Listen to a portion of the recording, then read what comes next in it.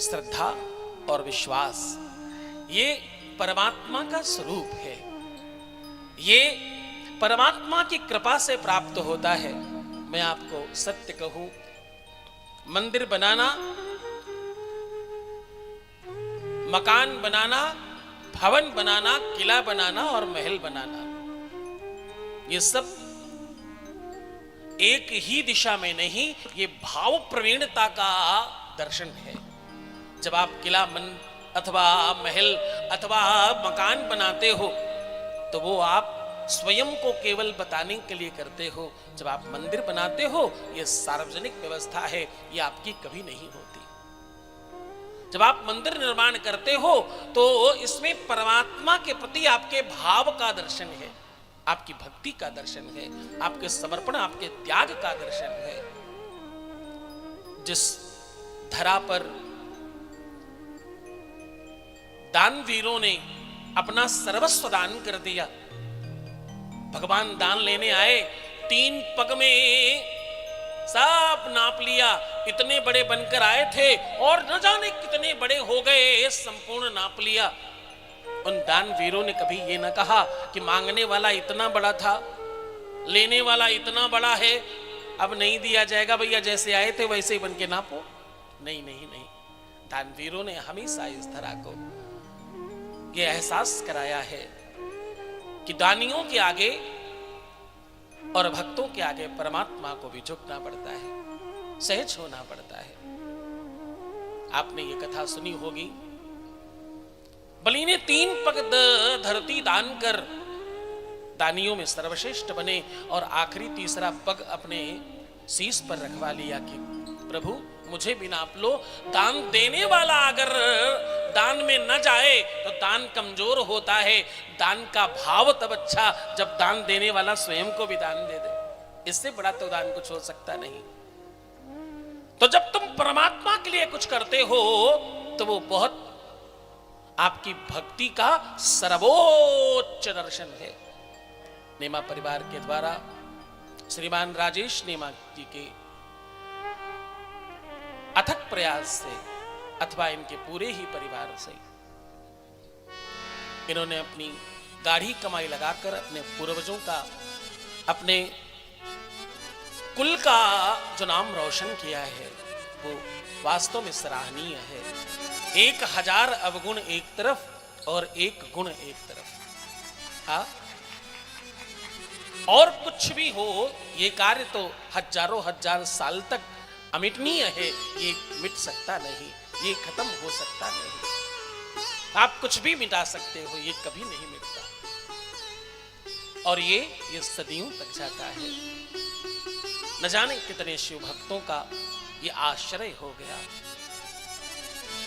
तो ये कथा का जो आयोजन रखा गया, ये केवल अगर प्राण प्रतिष्ठा होती, केवल यज्ञ होता तो शायद ये जो इतना विशाल संत सम्मेलन है, ये जो सामने इतने संत बैठे, शायद ये न होते।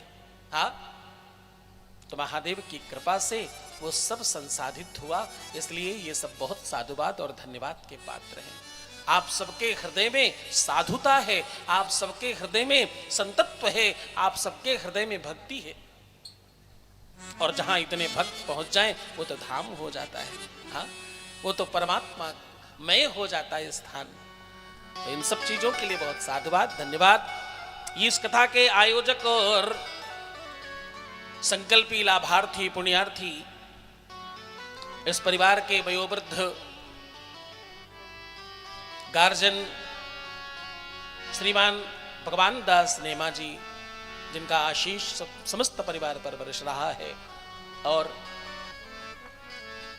इनके परिवार में जितने भी पुत्र पौत्र बंधु बांधव सखा जो भी हैं, उन सबको भी मैं बहुत आशीष प्रदान करूं इस व्यासपीठ से कि परमात्मा आपके वैभव को और बढ़ाए और ऐसा मानस करे कि आप ऐसे कार्य और अच्छे से करा सकें। श्रीमान दिलीप नेमा और श्रीमती रेखा नेमा, श्रीमती अंजना नेमा और श्रीमान राजेश नेमा जी, श्रीमती सुनीता नेमा, श्रीमान मनोज नेमा जी, श्री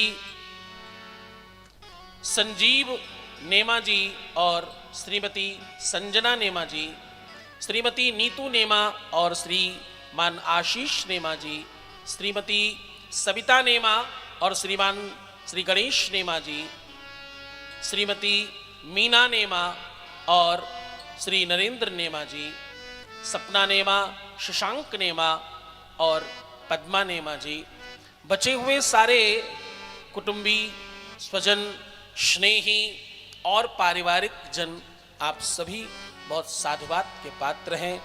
मैं आप सबको भी महादेव का अंश मानकर, महादेव ही मानकर बारंबार नमन और वंदन करता हूं।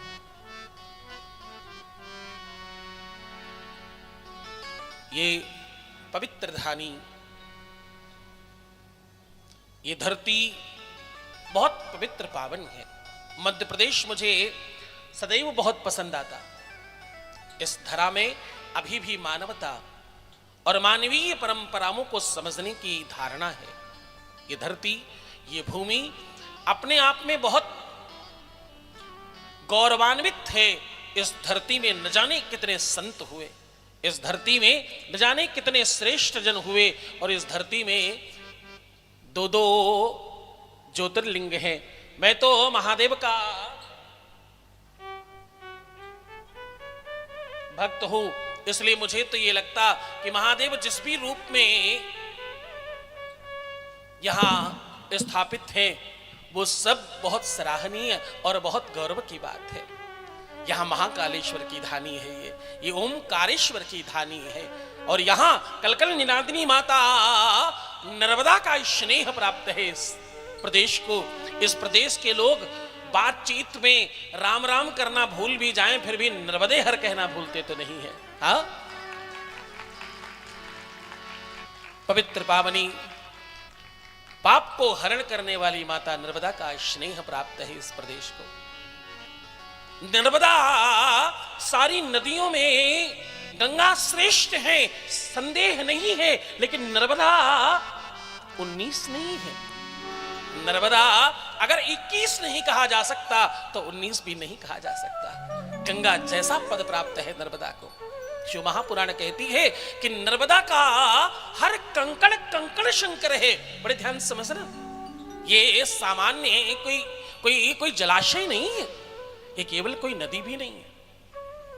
गंगा, भागीरथी, गोदावरी, क्षिप्रा, जमुना, सरस्वती, नर्मदा, ताप्ती, चंद्रभागा, कावेरी, पयोष्णी, कृष्णा, भीमरथी, तुंगभद्रा, ताम्रपर्णी, विशालाक्ष्मी, चंद्रवती, कौसकी, गंडकी, विश्वामित्री, सरयू, करतोया, न जाने कितनी नदियां हैं। ब्रह्मानंदा इत्यादि नदियों का तो हमारे देश में खूब स्नेह है, लेकिन नर्मदा, नर्मदा तो पवित्र पावनी है। नर्मदा के एक एक बूंद में मानो संपूर्ण विश्व की शक्तियां समाहित है। माता नर्मदे का जिसको दर्शन हो रहा है, जिसे स्नेह प्राप्त हो रहा है, सहज स्पर्श मिल रहा है, वो अपने आप में बहुत सौभाग्यशाली है। इस प्रदेश में जन्म लेना सामान्य बात नहीं है। हाँ, मुनव्वर राणा साहब का एक बढ़िया शेर मुझे याद आता है इस जगह पर। वो कहते हैं, शहंशाहों को सिखाया है कलंदर होना। कलंदर उर्दू में कहते हैं राजाओं का राजा होना, ऐसे ही क्या? हाँ, बोले शहंशाहों को सिखाया है कलंदर होना। आप आसान समझते हैं मध्य प्रदेश वाला होना? हाँ, इस प्रदेश में गौरव है, इस प्रदेश में, इस माटी में पवित्रता है और यहां संस्कार है। मैं केवल एक जगह की बात नहीं कर रहा हूं, मैं प्रदेश भर की बात कर रहा हूं। बड़ा गौर समझना। यहां मैहर है, यहां माता है, यहां महादेव महाकालेश्वर है, यहां ओमकारेश्वर है, यहां ममलेश्वर है। ये धरती तो अपने आप में तपस्थली है। विश्व का सर्वश्रेष्ठ संत पूज्यपाद महर्षि महेश योगी इसी धरा से, इसी धरती से, पूज्यपाद रजनीश, आचार्य रजनीश ओशो इसी धरा से, इसी धरती से। न जाने कितने संत इस धरती से निकले, इस भूमि से निकले। और मैं एक बात कहूं,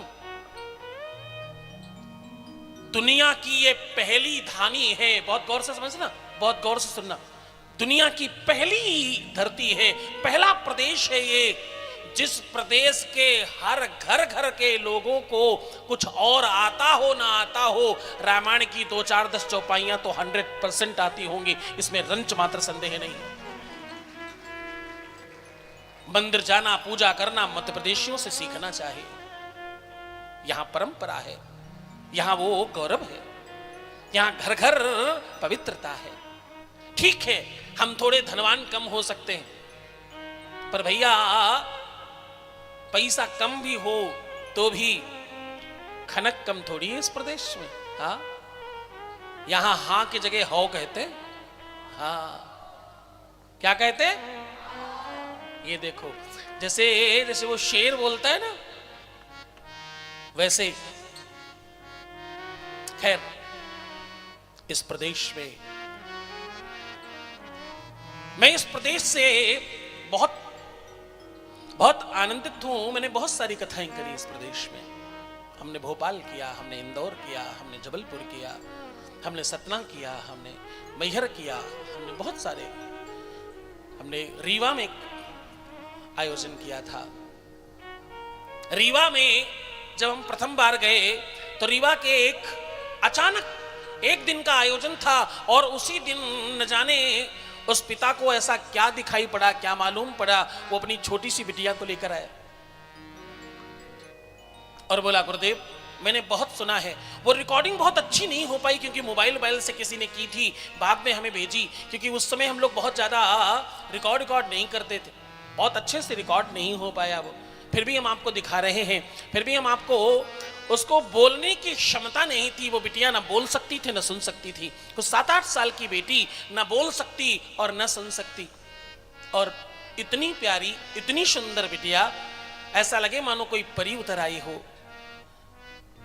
परमात्मा ने उसे वो प्रभाव नहीं दिया जिससे वो बोल सकती और सुन सकती। एक ही दिन के आयोजन में, शिव पुराण के आयोजन में ऐसी कृपा हुई, ऐसी करुणा हुई कि उनके पिताजी कहते, गुरुदेव इसने कभी भी आ और हूं भी नहीं कहा है, स्वर ही नहीं निकला, और उस लड़की ने पहले ही दिन में ओम नमः शिवाय कहा। आप जरा सुनिए क्या कह रहे हैं।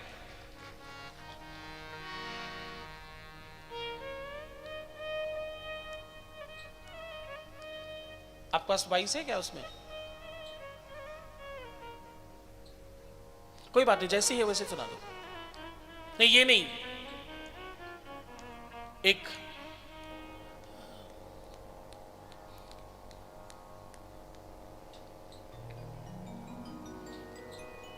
रीवा मध्य प्रदेश में हम लोगों ने कथा करी थी। उसमें एक 7-8 साल की बेटी है, उसको बोलने की क्षमता नहीं थी, वो सुन नहीं सकती, उसे वो बल प्रदान हुआ, वो सामर्थ्य प्रदान हुआ, और उसको परमात्मा की कृपा मिली, और वो पहले ही दिन बोल पड़ी, और उसने पहला शब्द जो अपने जीवन में बोला वो ओम नमः शिवाय। मुझे याद इसलिए आया, कल उनका फोन आया, बोले गुरुदेव मैं कोशिश करूंगा कल आपके दर्शन करने आऊं, तो मुझे याद आ गया उनका। कहते हैं वो बहुत अच्छा बोलती है, बिल्कुल सब साफ सुनती है और साफ बोल पाती है। अच्छा, अभी वॉइस लगाना बाकी है,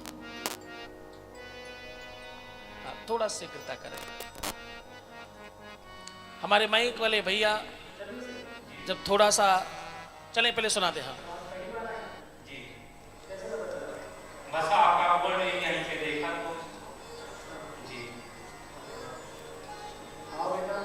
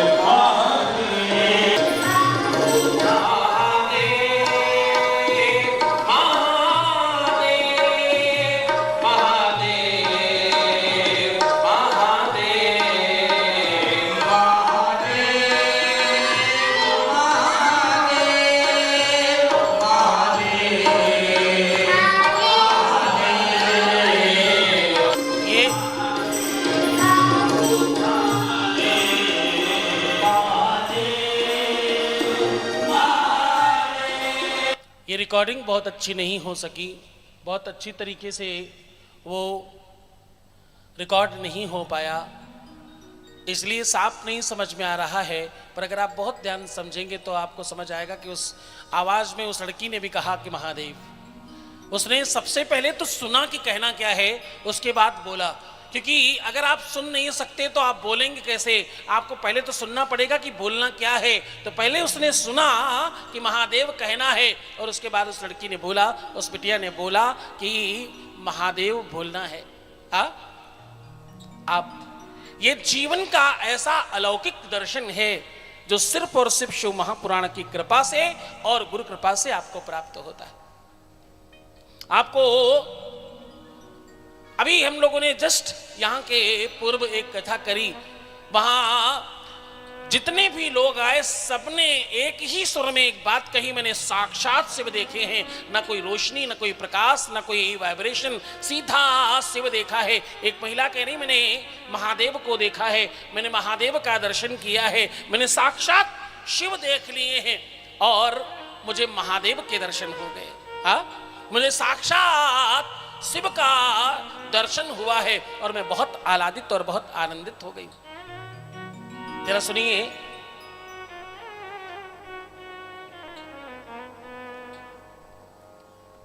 मेरे को साक्षात भोलेनाथ जी दिखे ऐसे बैठे हो और एक वो चक्र चलता हुआ पीछे करके, और मेरे अभी भी बहुत धड़कन बहुत तेज है, अभी भी धड़कन तेज है। साक्षात भगवान को देखकर आई हो, कितनी भाग्यशाली हो। परमात्मा का भजन करो, कितना केवल मात्र 2 दिन 3 दिन शिव महापुराण सुनकर महादेव दिख जाए, इससे बड़ा लाभ विश्व में कहाँ मिलेगा? जरा सोच कर देखो। प्रणाम जी। 2 मिनट के लिए तो ऐसा लगा कि कंपन सा हुआ जी, वहीं की वहीं में हिली। उसके बाद तेज प्रकाश हुआ और ऑरेंज कलर का दीपक जलता है, उस तरह की रोशनी दिखाई दी जी। मैंने आंखें बंद की और जोर से आंखें बंद की, फिर भी वो आंखों के नजर से दूर नहीं हुआ, जलता ही रहा, जलता ही रहा। मेरे को ना साफ बोले शंकर भगवान की जय हो। आपकी राइटिंग तो आपके अलावा पूरी दुनिया में कोई पढ़ सकता नहीं, मेरे में तो सामर्थ्य नहीं है प्रभु। और अनुराग जी का लिखा हुआ है, मैं असमर्थ हूं। बोले शंकर भगवान की। तो मैं आपसे निवेदन कर रहा था, देखिए असमर्थता तो किसी भी चीज में हो सकती है, कोई संपन्न तो नहीं है, मैं उतना पढ़ा लिखा नहीं हूं, जो किसी और से लिखवाइएगा अगर कृपया, ताकि समय बच जाए आपका। जी, तो मैं आपसे निवेदन कर रहा था कि शिव की कृपा से कुछ भी संभव है। शिव की कृपा से वो सब संभव है जो दुनिया में कभी भी किसी भी तरह नहीं हो सकता।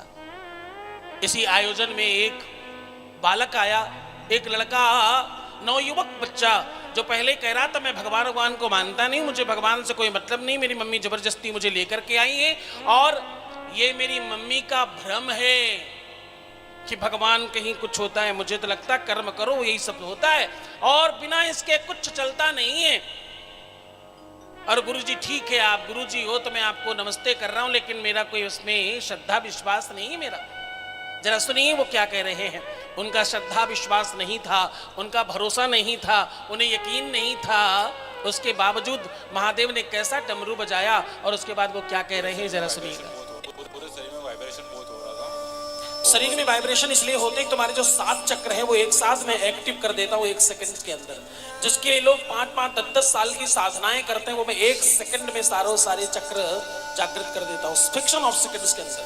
शुरुआत में तो ऐसा लगा जैसे कोई बाबा पास में खड़े हो और झाड़ा जैसे सबको देते हो, सबको झाड़ा दे रहे हैं। दाढ़ी बड़ी सी थी, वो कुछ ऐसा झाड़ा ऐसा फील आया। बहुत बढ़िया। बोले शंकर भगवान की। साक्षात भगवान शिव के पार्षदों से तुम्हारी मुलाकात हो रही है। महादेव जैसे ही कुछ फीलिंग थी। बहुत बढ़िया। महादेव जैसी फीलिंग नहीं, महादेव ही है, ये तो बड़ी कृपा है। पूरे शरीर में वाइब्रेशन। बोलो शंकर भगवान की। जिसको विश्वास नहीं था, जिसको भरोसा नहीं, जिसको यकीन नहीं, उसको भी परमात्मा ने अपना स्वरूप दिखाया। बोले कोई बाबा जी जैसे थे और मुझे झाड़ रहे थे, बाद में मुझे महादेव जैसी फीलिंग आ रही थी। तो अब जिसको बिल्कुल भरोसा नहीं उसको फीलिंग आ रही थी, जरा सोच कर देखिए महादेव जैसी जैसी कैसी होती हो, तो महादेव जैसी मतलब महादेव ही होंगे। हाँ, जिसको भरोसा नहीं वो कह रहा है। हमारी पूर्व की एक कथा में एक बालक आधी उम्र का विवाह हो जाने के बाद सब खत्म हो गया था, न बातचीत और ना ही किसी तरह की कोई भी संबंध। और जब भी ससुराल जाते तो उनके साथ मारपीट होता और बहुत खराब होता। लेकिन उस बालक में बड़ी श्रद्धा, बहुत विश्वास। उनको लगता कि मैं अपनी पत्नी के साथ ही रहूंगा, मेरा वैवाहिक जीवन ठीक हो जाना चाहिए महादेव की कृपा से। कथा के प्रथम दिन जब आए तो उन्होंने बिलपत्र चढ़ा करके जबरदस्ती धक्का मारकर ऊपर तक आए जाने कैसे तैसे, और बिलपत्र चढ़ा करके बोल के गए कि गुरुदेव मेरा वैवाहिक जीवन ठीक हो जाए। उसके बाद कहते हैं कि अब मेरी बातचीत होने लगी है, अब वो घर आने जाने लगी है, अब सब ठीक होता हुआ नजर आ रहा है। जरा सुनिए क्या कह रहे हैं वो। जी गुरुजी, कथा सुनने से मुझे बहुत फायदा हुआ। 3-4 साल से हमारी बात नहीं हो रही थी, बात होना चालू हो गई। हमारे घर पर भी आना जाना भी चालू हो गया। अब मेरा आपकी कृपा से मेरा सब काम हो रहा है। करते हो प्रभु आप, मेरा नाम हो रहा है। जय हो शंकर भगवान की जय जयकार है। कल मेरा जोन लेवल कंपटीशन था साइंस एग्जीबिशन का। मुझे ऐसा लगता नहीं था कि उसमें सिलेक्शन हो जाएगा, और जब मैं वहाँ गई और जब मैंने रिप्रेजेंट करना चालू करा, उन्होंने बोल दिया तुम स्टेट की तैयारी करो। अब मुझे 27 को जबलपुर जाना है स्टेट के लिए। श्री शिवाय नमस्ते। ओ शंकर भगवान की। ये सारी की सारी ये बिटिया तो खैर आपके प्रदेश की है, आपके ही धरती से है, मध्य प्रदेश से है, जिनको मिला। भगवान जब देने पर आता है तो उसे ये पता नहीं किस रूप में देगा और किसको देगा। तो आप में से कोई भी खाली ना जाए, आप में से कोई रह ना जाए, आप में से किसी को भी एक भी ऐसा इंसान रह ना जाए जिस पर महादेव की कृपा ना हो। इसलिए हमने कल आपको कहा था कि ना तो इंद्राक्ष और ना भद्राक्ष। कल आपने सुना कि असली रुद्राक्ष के पास वाले पेड़ इंद्राक्ष हो जाते हैं और रुद्राक्ष जैसा फल निकलता है उससे, और इंद्राक्ष के पास वाले पेड़ भद्राक्ष हो जाते, उसमें भी रुद्राक्ष जैसा फल निकलता, लेकिन प्रभाव केवल रुद्राक्ष में। वो असली रुद्राक्ष आपको इस कथा से सिद्ध होकर, पूजित होकर, अभिमंत्रित होकर के मुफ्त में मिलेगा। चाहे कोई जवान हो, बूढ़ा हो, बच्चा हो, छोटा हो, बड़ा हो, आपके घर में जितने भी लोग हो, लेकिन सामने होना पड़ेगा। जो जो सामने होगा वो सबको मुफ्त में रुद्राक्ष कल वितरित किया जाएगा। ये प्रसाद आपके जीवन में परिवर्तन करेगा। इसी प्रकार से आप भी आगे बात कर रहे होंगे कि मेरे जीवन में ये लाभ हुआ और मुझे ये प्राप्त हो गया। तो आप ज़्यादा से ज़्यादा लोगों को लेकर आओ, क्योंकि बच्चे बूढ़े जवान सभी को ये प्राप्त होने वाला है। सिद्ध और शुद्ध रुद्राक्ष पूरी तरह से निःशुल्क मिलेगा। ये नेमा परिवार जी की तरफ से पूरी तरह से मुफ्त दिलाया जा रहा है। इसका पारितोषिक, इसकी व्यवस्था सारी उन्होंने करी है। एक बार जोरदार तालियों के साथ उनका स्वागत और वंदन करें। तो आइए महादेव से प्रार्थना करें कि हमारे जीवन में जो संकट हैं वो सब कट जाए, हमारे भी जीवन के, ताकि हम लोग शिव महापुराण की ओर अवगाहन करें। तो भक्तों की सुन लो पुकार,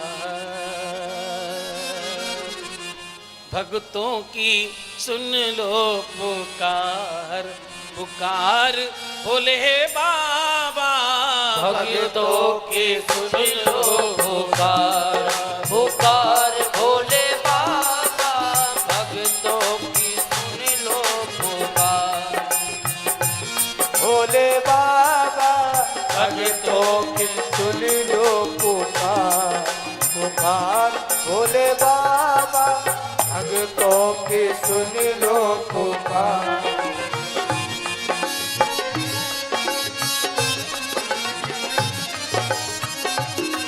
पुकार भोले बाबा, पुकार भोले बाबा, पुकार भोले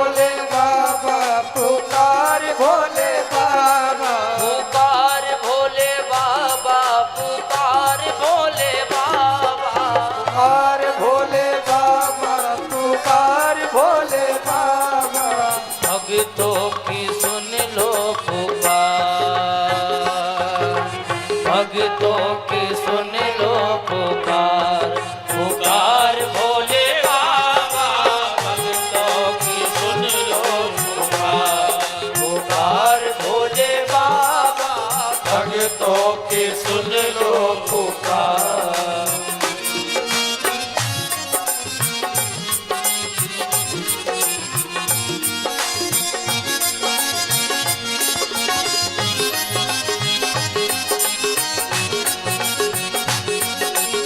दोनों हाथ उठाकर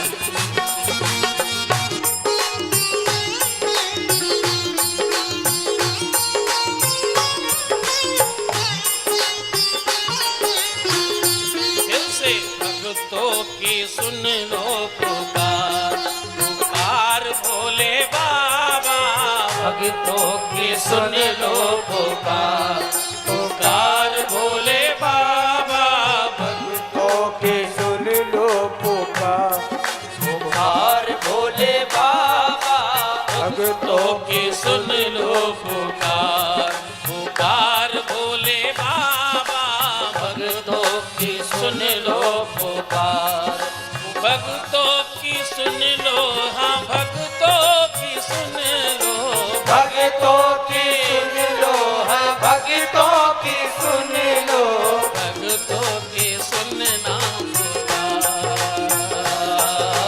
भक्तों की सुनना पुकार, पुकार भोले बाबा, भक्तों की सुन लो पुकार, पुकार भोले बाबा, भक्तों की सुन लो पुकार। जय हो। दोनों हाथ उठा के ताली की सेवा करते हुए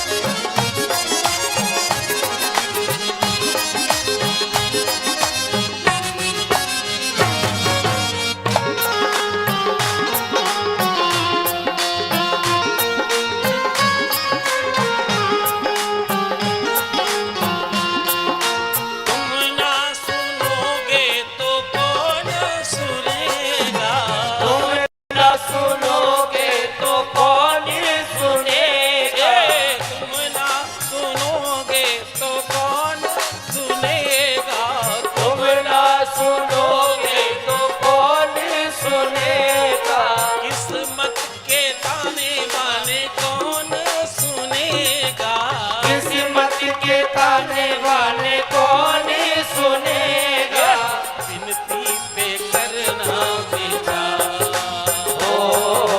भक्ति पे करना विचार, नहीं विनती पे करना विचार, विचार भोले बाबा भक्ति पे करना विचार, ये विचार भोले बाबा, भक्तों की सुन लो पुकार, पुकार भोले बाबा, भक्तों की सुन लो पुकार।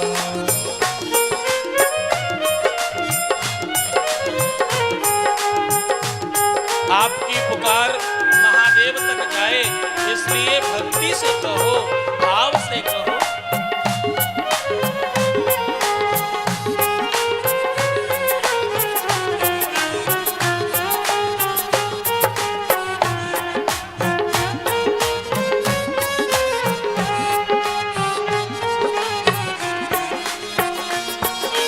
अपना समझ करके दर तेरे आया, अपना समझ करके घर तेरे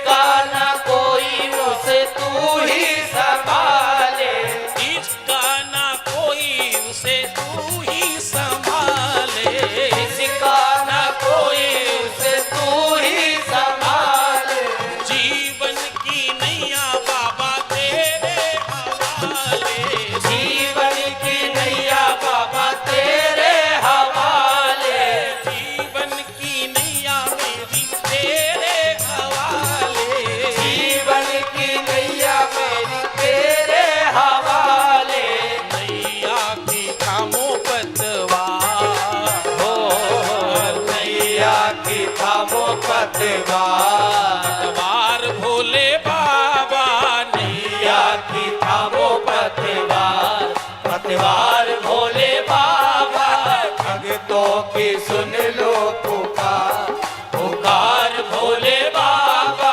भक्तों की सुन लो पुकार, पुकार भोले बाबा भक्तों की सुन लो पुकार, बाबा भक्तों की सुन लो पुकार, पुकार भोले बाबा, भक्तों की सुन लो पुकार, पुकार भोले बाबा, विनती पे कर लो विचार, विचार भोले बाबा, विनती पे कर लो विचार, विचार भोले बाबा, भक्तों की सुन लो पुकार, पुकार भोले बाबा, भक्तों की सुन लो पुकार, पुकार भोले बाबा, भक्तों की सुन लो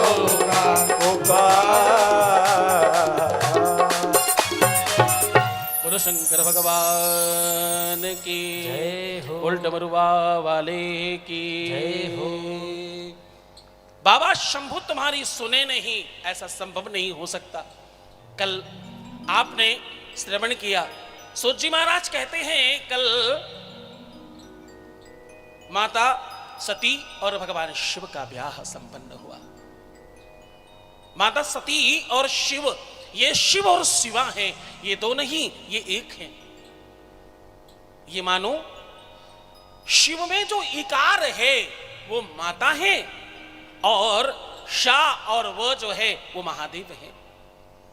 बाबा कहते हैं शक्ति के बगैर मैं शव हूं। इस कदर माता सती को, माता शक्ति को स्नेह करते हैं। एक बात कहूं, जीवन में बहुत बड़ी संख्या में, बहुत गौर से सुनना, जीवन में बहुत बड़ी संख्या में पति पत्नी दोनों एक दूसरे में कमियां निकाल रहे होते हैं। रहना साथ है, जीवन भर का साथ है, 7 जन्मों का साथ चाहिए, पर दोनों एक दूसरे में बहुत कमियां निकाल रहे होते हैं। एक बात कहूं, प्रेम में कमी नहीं दिखती, प्रेम में तो श्रेष्ठता दिखती है। मेरे जानने वाले, मुझे बहुत बहुत प्रिय है वो, इसलिए आज प्रथम बार उनके बारे में आपको कह रहा हूं। लखनऊ में एक सज्जन है, 25 साल पहले डॉक्टरों ने कह दिया कि आपकी धर्म पत्नी के दोनों किडनियां फेल हैं। बड़ा ध्यान समझना, सत्य घटना बता रहा हूं आपको। बोले दोनों किडनियां आपकी फेल हो गई पत्नी की।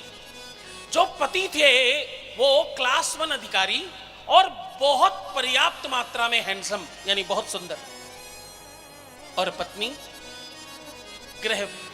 बिल्कुल गृहचरी, हाउसवाइफ जिसको आप कहते हो, और बिल्कुल सामान्य सुंदरता, ना तो कोई बहुत ब्यूटी और ना कोई ऐसा बहुत खराब, सामान्य स्त्री। उसके बावजूद भी उन सज्जन का जो अपनी पत्नी के प्रति प्रेम मैंने देखा, वो वास्तव में अवर्णनीय है। बिल्कुल उसके बारे में बातचीत कर पाना, उसमें शब्द संजो पाना मुश्किल कार्य है। 25 साल पहले डॉक्टरों ने कहा किडनी फेल है, 2-4 बार उन्होंने किडनी को ट्रांसप्लांट करवाया, किडनी दूसरी डलवाई, पर शरीर ने एक्सेप्ट नहीं करी, फिर खराब हो गया। डॉक्टर ने कई बार करने के बाद मना कर दिया और बोले देखो दीक्षित जी, आप मेरी बात मानो, अब तो आप घर ले जाओ, सारे प्रयास तो आप कर चुके हो, अब घर ले जाओ और इनकी सेवा करो। जो भी इनके पास 2-4 महीने का समय है उसे आप अच्छी तरीके से निकालो। दीक्षित जी ने जो कहा वो सुनकर डॉक्टर साहब भी रो पड़े, हाथ जोड़कर बोले, डॉक्टर साहब आप जो कह रहे हो वो बिल्कुल सत्य हो सकता है, लेकिन मुझे थोड़ा सामर्थ्य दो, मुझे थोड़ी क्षमता दो। मैं अगर हार भी जाऊं तो मैं घर बैठकर हारना नहीं चाहता डॉक्टर साहब, मैं लड़कर हारना चाहता हूं। क्या? मैं युद्ध करके हारना चाहता हूं। मैं लड़ते लड़ते हार भी जाऊं तो मुझे कोई तकलीफ नहीं, कोई संकट नहीं, कोई मुसीबत नहीं, कोई दिक्कत की बात नहीं, लेकिन मैं लड़कर हारना चाहता हूं, घर बैठकर नहीं। डॉक्टर साहब ने उनका साथ दिया और इसका परिणाम क्या हुआ मालूम? उन्होंने डॉक्टर से, क्योंकि किडनी खराब हो जाए तो डायलिसिस करना पड़ता है, क्रिएटिनिन डाउन होने लगता है, तो डॉक्टर से सीख कर दिन में 3 बार डायलिसिस किया करते। जब सवेरे ऑफिस जाते तो डायलिसिस करके जाते, दोपहर में जब लंच में आते तो डायलिसिस करते, लंच गाड़ी में करते, और सांझ में जब आते तो फिर से डायलिसिस करते, और कभी कभी तो रात्रि में दोबारा करना पड़ता। मैं सत्य कहूं, तुम्हें किसी की भी इतनी सेवा करनी पड़ जाए तो साल 6 महीने के बाद आप ऊब जाएंगे और आप में चिड़चिड़ाहट शुरू हो जाएगी। मैंने उनको जब देखा तो इस कार्य को ऑलरेडी 20 साल हो चुके थे, 20 साल से उनकी सेवा निरंतर चल रही थी। वो महिला आगे और 25 साल जीवित रही, अपने पुत्र के ब्याह को करने के बाद खत्म हुई। कितने साल? 25 साल। और जहां डॉक्टर कह रहे थे कि 1 महीने 1 आध महीने का समय मात्र इनके पास में है, 25 साल उन्होंने अपनी सेवा से, अपनी भक्ति से और अपने प्रेम से जीवित रखा। और एक बात कहूं, इतनी सेवा करने के बाद मैंने ऐसा कभी नहीं देखा कि वो चिड़चिड़ा रहे हो अथवा कभी भी झुल्ला रहे हो। जरा सा चेहरे पर सिकन आ जाए तो बोल, कुछ हुआ है क्या आपको? कुछ चाहिए क्या आपको? कुछ लेके आऊं आपके लिए? वो अगर पत्नी को जरा सा भी तकलीफ हो जाए तो उनके आंखों से आंसू रुकते नहीं, इतना अतिशय प्रेम। मुझे बड़ा आश्चर्य हुआ, लेकिन जैसे जैसे मैं नजदीक गया और जाकर समझा तो उसमें दोनों में इतने गुण थे और दोनों एक दूसरे के प्रति इतने ज्यादा उदार थे, इतने ज्यादा एक दूसरे पर आश्रित थे और एक दूसरे से प्रेम करने वाले थे। दोनों में से कोई एक दूसरे से कम नहीं था। इसके पीछे आशय क्या है मालूम? तुम्हारा जीवन साथी जैसा भी है, काला नीला पीला बैंगनी बसंती कुछ फर्क नहीं पड़ता, मोटा पतला इससे कुछ फर्क नहीं पड़ता, तुम्हारे नजरिए और तुम्हारी आंखों का फर्क है। तुम्हारा जीवन साथी जैसा है उसे बिल्कुल अपना मानकर, अपने शरीर का अंग मानकर, तुम्हारे शरीर के किसी अंग में कुछ दिक्कत हो जाए तो आप उसे काट थोड़ी देते हैं, आप उसे संभाल कर रखते हैं। हाँ, बिल्कुल उसी प्रकार से पति पत्नी के रिश्तों को संभाल कर रखना चाहिए। माता सती और महादेव दोनों परस्पर एक दूसरे के मानो 2 जिस्म एक जान है, इनको अर्धनारीश्वर कहा जाता है। बोलो अर्धनारीश्वर भगवान की जय। जो पुरुष अपनी पत्नी के प्रति वफादार रहे, बड़े गौर से समझना, बड़ा ज्वलंतशील मुद्दा है ये। क्या है? ज्वलंतशील मुद्दा, इसलिए थोड़ा कम बात करूंगा इस पर। जो पुरुष अपनी पत्नी के प्रति वफादार रहे, उस पुरुष के जीवन में महालक्ष्मी स्वयं वास करने लगती है, उसके यहाँ वैभव और संपदा बढ़ने लगती है, उसके यहाँ दरिद्रता वास नहीं करती, उसके यहाँ मनहूसियत नहीं आती और उसके यहाँ रोग जल्दी प्रवेश नहीं कर पाते। हाँ, पति और पत्नी एक दूसरे के प्रति वफादार हो जाएं और पति और पत्नी एक दूसरे के लिए ही हो जाएं सदैव, बस मात्र इतना संकल्प और ये एक व्रत कर लेने मात्र से जीवन में महादेव और सती का फल प्राप्त होता है और सतित्व कहा जाता है इसी को। बस इतने भर में आप अपने जीवन में संपूर्णता प्राप्त कर लेते हैं। सूत जी महाराज कहते हैं, इधर माता सती का ब्याह हुआ और उधर नारद जी का अभिमान बढ़ा। गौर से समझना, नारद जी वो ऋषि हैं जिनको देव ऋषि कहा जाता है। नारद को तुमने हमेशा गलत तरीके से देखा है और गलत तरीके से सुना है, सीरियल्स में गलत तरीके से देखा है। नारद तो उस देव का नाम है, उस ऋषि का नाम है जिनकी बात भगवान भी टाल सकते नहीं। भगवान जब भी किसी को मिले होंगे तो या तो नारद जी ने उकसाया होगा या तो नारद जी ने मंत्र दिया होगा, दूसरा कोई साधन जल्दी बनता नहीं। हाँ, नारद जी ने जिसको भी, और नारद सामान्य नहीं है, भगवती परांबा का हाथ देखने वाले उनके घर के पुरोहित हैं और माता जगदम्बा कहती मेरे गुरु जी हैं। नारद उनका नाम है। लेकिन ऐसे परम तपस्वी के जीवन में भी एक बार संकट ने अपनी कालिक पोत दी, जो कि शास्त्र कहता है, बोले असंभवम है मृमगस्य जन्म तथापि रामो लुलुभे मृगाया, और प्रायः समापन न विपत्ति काले धियोर्विपुंसा मलनी भवन्ति। बड़े बड़े तपस्वियों को भी कभी कभी, बड़े बड़े साधकों को भी कभी कभी बड़ी परीक्षा से गुजरना पड़ता है। नारद जी ने तपस्या करते करते उनको मन में ग्लानि, मन में अभिमान आ गया कि मैं दुनिया का सबसे श्रेष्ठ तपस्वी हूं। उन्होंने महादेव को जाकर कहा कि मैं सबसे श्रेष्ठ तपस्वी हूं। महादेव ने मुस्कुरा कर कहा बहुत अच्छा है, पर यह बात किसी को कहना मत, अपने तक रखना। महादेव ने उन्हें कहा तो, लेकिन वो माने नहीं। जिसको रोको वो और ज्यादा करता है। हाँ, जिस काम के लिए रोका जाए, पान मसाले के पीछे बड़ा भारी बिच्छू बना हुआ है, उसके अंदर कैंसर हो सकता है लिखा है, उसके बावजूद लोग फाड़कर अंदर देखते तक नहीं क्या है, बिना देखे मुंह में खटाक से अंदर और सीधा मोक्ष पा जाते हैं तत्काल ही। इतना प्रसन्न होते, इतना मुंह में करके करते पूछो नहीं भाई। हर मादक पदार्थ में बड़े बड़े बिच्छुओं की फोटोएं लगा दी गई, उसके बावजूद लोग मानने को तैयार नहीं है। जिन चीजों के लिए रोका जाए वो इंसान जरूर करता है, वो ज्यादा करता है, वो अदबदा कर करता है। नारद जी बिल्कुल ऐसे ही कर रहे हैं। ब्रह्मा जी को बताया, ब्रह्मा जी ने भी मना किया, जाके विष्णु जी को बता दिया। पहले ही महादेव ने कहा था किसी को भी बताना, लेकिन विष्णु जी को तो बिल्कुल मत बताना। वो जाकर विष्णु जी को बिल्कुल सीधे ही जाके बता दिए। तीनों देव में विष्णु जी जो हैं ये थोड़े छलियां हैं, ये कोई भी बात सीधा नहीं समझाते, ये बिल्कुल प्रैक्टिकल करके समझाते हैं।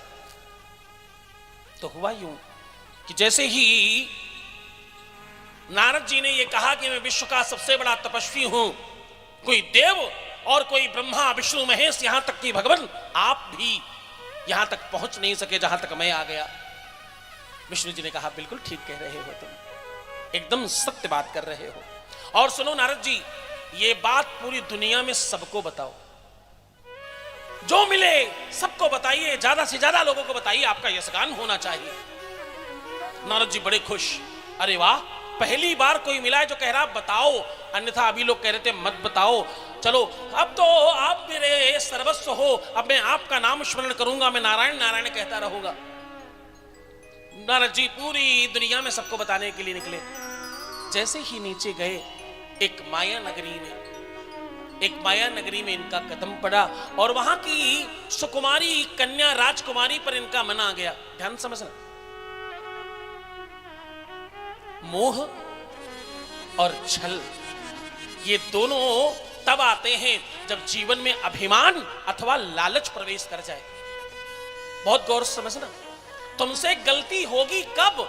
जब तुम्हारे जीवन में लोभ अथवा अभिमान प्रवेश कर जाए, अन्यथा गलती नहीं होगी। मात्र ये दो चीजों से अगर आप बच जाएं, लोभ और अभिमान, तो आपसे गलती हो ही नहीं सकती। नारद जी को इस समय दोनों है। लोभ है एक राजकुमारी से ब्याह करने का, और अभिमान है अपनी शक्ति पर और अपनी तपस्या पर। दोनों ही नारद जी के लिए काल बन गए। नारद जी को लगा मुझे इसी से ब्याह करना है, और अच्छा ये हुआ कि जैसे इनके मन में ये आया, इन्होंने एक सामने तख्ती पर लिखा हुआ देखा कि राजकुमारी का स्वयंवर है, जो चाहे इसमें सम्मिलित हो सकता है। नारद जी को लगा अब तो ये अवसर मेरे लिए ही है। नारद जी भागे भागे गए विष्णु जी के पास और बोले, देखो मुझे सुंदर बना दो, मुझे हरि का रूप बना दो, मुझे हरि बना दो, मुझे आपको लोग हरि कहते हैं, आपको लोग सुंदर कहते हैं, मुझे ऐसा ही बना दो। विष्णु जी ने कहा तथास्तु। नारद जी दौड़े दौड़े आए, स्वयंवर में सम्मिलित हुए। स्वयंवर में दूर दूर के राजा आए हैं। मैं आपको सामान्य और छोटे रूप में बता रहा हूं, बड़े ध्यान से समझना ये बात। नारद जी आए, बहुत दूर दूर के